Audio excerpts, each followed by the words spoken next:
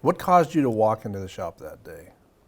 I had known several people who had done contract work for Dillon Precision. What year was this? 1987.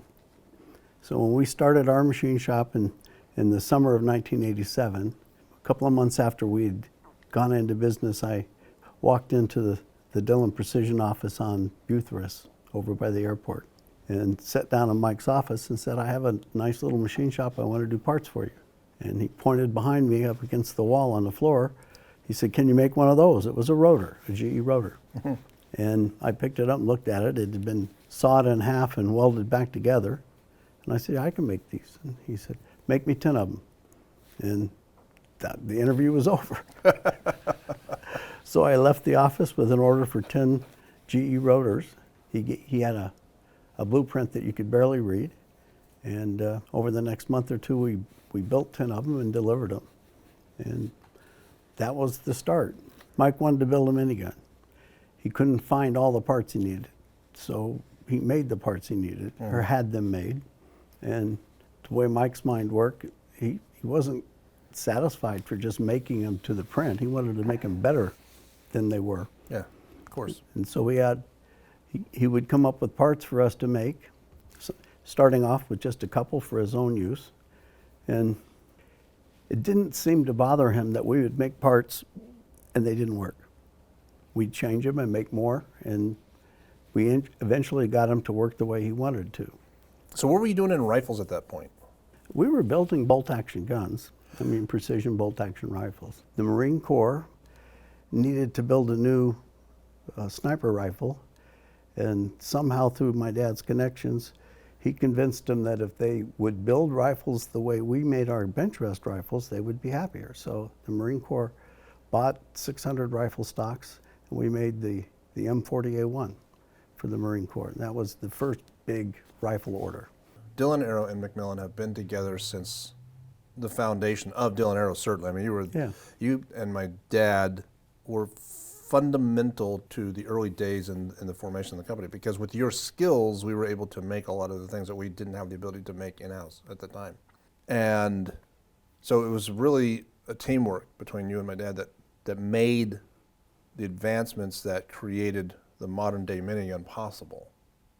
I consider myself very fortunate to have been in the right place at the right time.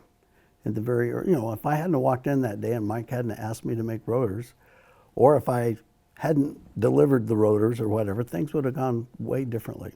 So we began working on a number of projects, and it was about this time, a year or so after we acquired, or after our companies came together, that I realized McMillan Machining, now Dillon Machining, has all the rights to the rifle designs, has all the rifle designs that McMillan produced, and I've always loved the guns you guys made, and I thought, well, hell, we get a chance to make them now too.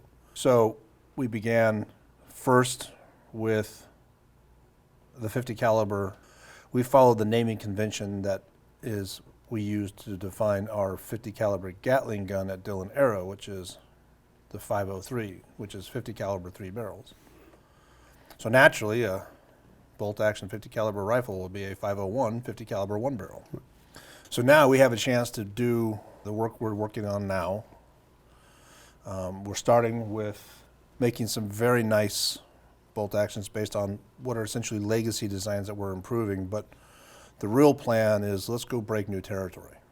Let's go design stuff that, if not function differently entirely, although in some cases they will be radically different functions, operating systems, they certainly have a different look, feel, or design language than what we're so accustomed to now, right? We spent years looking at what the small arms community, design community in the United States was producing, and it was all kind of the same thing over and over. And so we thought, well, let's go out and build our own stuff. Let's go build something new and interesting and fun.